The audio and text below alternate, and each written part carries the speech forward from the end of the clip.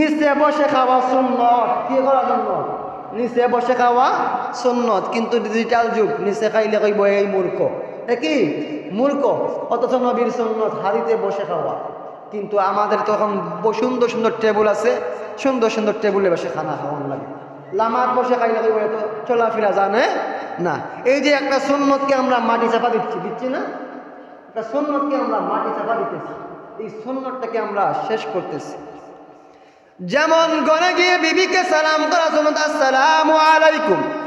কিন্তু এবার স্বামী কয় না না, আমি তো বিবির চাইতে বড়, আমি সালাম করতাম কেন?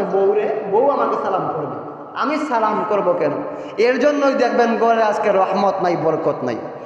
অথচ আল্লাহ নবী বলেন, ঘরে যাইয়া প্রথমেই বলবেন আসসালামু আলাইকুম ওয়া রাহমাতুল্লাহ। এবার বিবি জবাব দেবে ওয়ালাইকুম আসসালাম, আসসালামু আলাইকুম ওয়া রাহমাতুল্লাহ।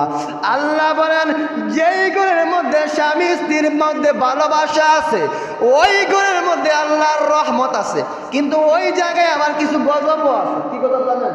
যেমন শাশুড়ি আর শাশুড়ি, যদি জামাইয়ের মধ্যে আর বউর মধ্যে বেশি ভালোবাসা দেখা যায়, জামাইয়ে হৌরে কইবা দেখছো নি বেঠিয়ে কিতা করে লাইছে, না হৌরে কইবা দেখছো নি বউর পাগল হয়ে গেছে, বউর পাগল ফুরাই।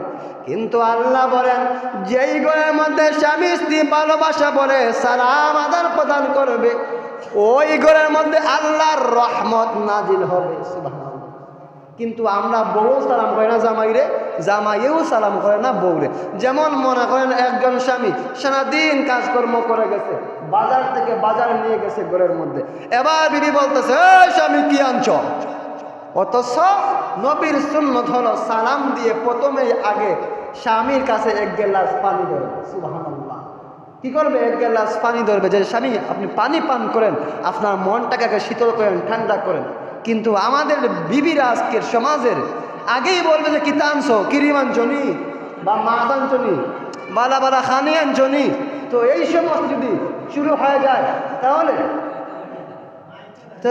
সেই সমস্ত মানুষেরা, এই যে মানুষ, আল্লাহর রহমত কেমনে আসতে পারে এই ঘরের মধ্যে?